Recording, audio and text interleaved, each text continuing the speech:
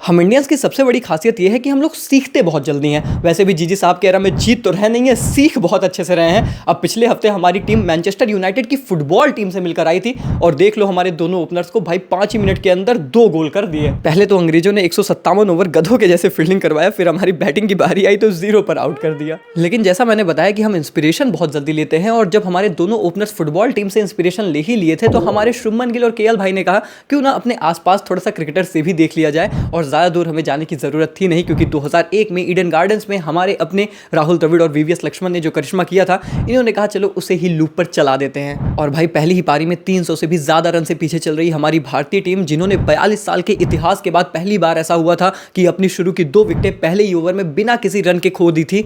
इन दोनों बल्लेबाजों ने लगभग 63 ओवर्स बल्लेबाजी की है और 174 रन की नाबाद पार्टनरशिप कर दी है। एक उम्मीद दी है कि यार मुश्किल है रास्ता पर नामुमकिन नहीं है। और क्या इस मैच के डे 5 पर हमारी भारतीय टीम कुछ ऐसा कर सकती है जो कि शायद हमारे लिए तो सिर्फ एक बेहतरीन ड्रॉ होगा, पर इंग्लैंड के लिए तो उनकी स्पिरिट तोड़ने का काम कर सकता है। मैं बात कर रहा हूं कि क्या 90 ओवर डे 5 में पॉसिबिलिटी है कि भारतीय टीम बल्लेबाजी कर जाए। चलिए जानते हैं आज की वीडियो।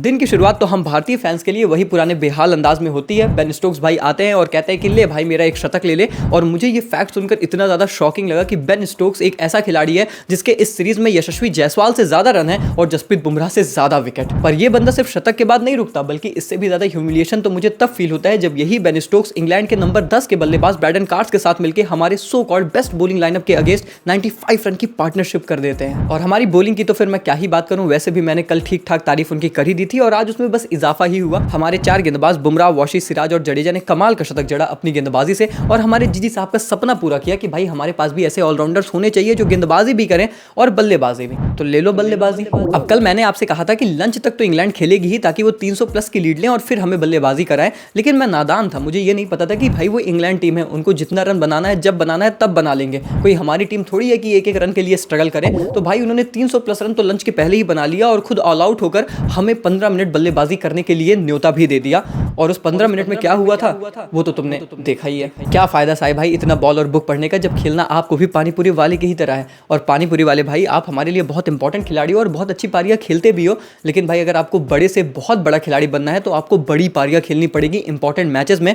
वरना आपको पता है ना कि अभिमन्यु ईश्वरन साहब 2021 से स्क्वाड में है और मौका मिला नहीं है, और अब हाल फिलहाल में हर कोई चाहता है कि उन्हें मौका मिल जाए। तो कहीं ऐसा ना हो कि वो मौका आप ही की जगह मिले। भाई सच कह रहा हूँ, क्रिस वोक्स ने जिस तरीके से पहले ही ओवर में हमारे दोनों ओपनर्स निपटा दिए, that was literally nothing short. Specially Sai Sudarshan भाई, तुम कर क्या रहे थे? तुम्हें ये नहीं पता है कि भाई गेंद खेलनी है या फिर छोड़नी है? मिड वे आप एकदम कंफ्यूज होकर लीव कर दे रहे हो, ये देखते हुए कि जब यशस्वी जायसवाल जस्ट अभी पूरी तरीके से एक्सपोज होकर गए हैं इन स्विंगिंग डिलीवरीज पे जो उनके पैड पर आती है, और ये उनको कई मर्तबा थोड़ा सा स्ट्रगल दे चुकी है। ऑस्ट्रेलिया में भी हमने ये चीज उनके लिए एक परेशानी के तौर पर देखा था। तो वही चीज है भाई कि आप हमारी नई जनरेशन, डब्ल्यू जनरेशन हो, हमें अब आपसे उम्मीदें हैं, लेकिन अगर इस तरीके से अपनी खामियों पर काम ही नहीं करोगे तो फिर डब्ल्यू से एल जनरेशन बनने में टाइम नहीं लगेगा। खैर भाई ये वो मोमेंट था जब मैंने तो मान लिया था कि ये टेस्ट मैच आज ही खत्म हो रहा है, और मुझे अच्छा लग रहा था कि चलो भाई कम से कम एक दिन ह्यूमिलिएशन से तो हम बचेंगे। 4 दिन में खत्म हो जाए कोई बात नहीं है भाई, अगला टेस्ट मैच देख लेंगे।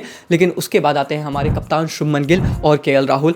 एंड देखो, शुभमन गिल की तारीफ हुई है, जसप्रीत बुमराह की तारीफ हुई है, जायसवाल की हुई है, बेन स्टोक्स की हुई है, बहुत से खिलाड़ियों की हुई है, बट एक खिलाड़ी जो मुझे लगता है कि बहुत ही अंडर रडार रह गया इस थ्रू आउट द सीरीज, वो है केएल राहुल। मुझे बहुत अच्छे से याद है कि पहले टेस्ट मैच के बाद मैंने बोला था कि केएल हमेशा बड़ी पारी खेलते हैं, बस कैपिटलाइज करना पड़ेगा। फिर 1-2 पारी उनकी खराब हुई तो मैंने बोला कि बस देखो यही गलती तुम करते हो, बड़ी पारियां 1-2 बार खेलोगे, पूरी सीरीज में कंसिस्टेंट नहीं रहते।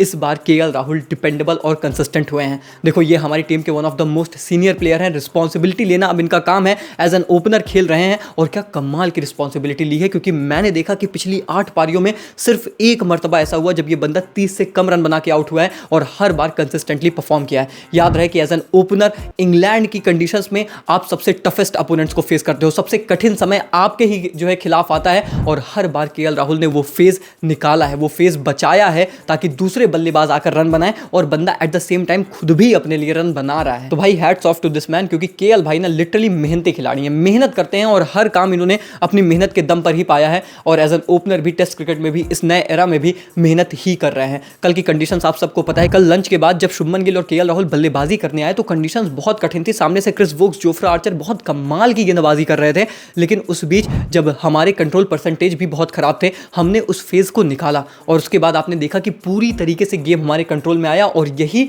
बड़े प्लेयर्स की निशानी होती है। कठिन कंडीशंस का मतलब ये नहीं है कि आप अपनी विकेट फेंक के चले जाओ रन बनाने के चक्कर में, आप उस फेजेस को निकाल भी सकते हो जब आपको पता है कि इन इंग्लैंड की कंडीशंस में इतनी ज़्यादा कोई बॉलिंग फ्रेंडली कंडीशंस नहीं है, बस शुरू की नई बॉल ही स्ट्रगल कराती है, बॉल सॉफ्ट हो गई, पूरे मैचेस आपके ही हैं। और वही हमने इस अगले 2 सेशंस में देखा था जब भारतीय टीम ने पूरी तरीके से डोमिनेट किया। खैर, लॉर्ड्स टेस्ट की तरह एक बार फिर से मामला D5 पर आ गया है और इस बार इक्वेशन में हमारी जीत तो शायद कहीं नहीं है, पर डेफिनेटली हम इस मैच को ड्रॉ करा सकते हैं, जो कि मुझे लगता है कि हमारे लिए एक बहुत बड़ा ड्रॉ और इंग्लैंड के लिए तो ट्रॉमा हो सकता है, क्योंकि शायद वो कभी सपने में भी नहीं सोचे होंगे कि अगर हम 5 सेशन से भी ज़्यादा इंडियन टीम को बल्लेबाजी करने के लिए दे रहे हैं तो भी वो इस मैच को बचा सकते हैं। और हमारे लिए सबसे बड़ी खुशखबरी ये है कि ऋषभ पंत को अगर बल्लेबाजी करने की ज़रूरत पड़ी तो वो बल्लेबाजी करने आएंगे, तो वो एक बहुत बड़ा पॉजिटिव है। और हमारे लिए सबसे बड़ा पॉजिटिव यह है कि 2 सेट बल्लेबाज है, दोनों कमाल के बल्लेबाज है और क्या पॉजिटिव इंटेंट के साथ खेल रहे हैं यार। मतलब पूरी मुझे लगता है कि वो VVS लक्ष्मण और राहुल द्रविड़ वाली ही वाइब आ रही है। शुभमन गिल, ये आपके पास मौका है कि एक लीडर के तौर पर स्टेटमेंट दे जाइए। ऑलरेडी आपने बहुत रन बनाया है, ये प्रूफ किया है कि आप हमारे बेस्ट बल्लेबाज हैं, पर ये मौका है कि आप बेस्ट लीडर भी बन सकते हैं। और एट द सेम टाइम मुझे लगता है ना कि रविंद्र जडेजा के लिए बहुत अच्छा मौका है कि जो काम लॉर्ड्स में आप नहीं कर पाए थे वो यहाँ पर करके जाओ, क्योंकि जिस तरीके से आप खेल रहे थे यहाँ पर एग्जैक्टली उसी तरीके से खेलने की ज़रूरत है। तो भाई कुछ एपिक करना है तो फिर 90 ओवर्स आपको झेलने पड़ेंगे। और उसमें भी जो सबसे की फैक्टर होगा वो होगा नई गेंद। जब ये गेंद चेंज होगी, नई गेंद आएगी, पूरा मैच ही वहीं पर है। इंग्लैंड सिर्फ वही टारगेट करने बैठेगा कि हमें वो नई गेंद चाहिए और वहां से हम ये खेल खत्म करने का प्रयास कर सकते हैं। मुश्किल है भारतीय टीम के लिए, मुझे लगता है England are still the favourites to win this match, पर एटलीस्ट एक उम्मीद तो जरूर है। खैर, उम्मीद तो भारतीय टीम से ही कर सकते हैं, क्योंकि भारतीय क्रिकेट बोर्ड से तो शायद अब कोई उम्मीदें नहीं है। आपको पता होगा India versus Pakistan Asia cup 2025 का कार्यक्रम आ चुका है और उसमें यह सुनिश्चित किया गया है कि ज़्यादा से ज़्यादा हम पाकिस्तान के अगेंस्ट खेलें।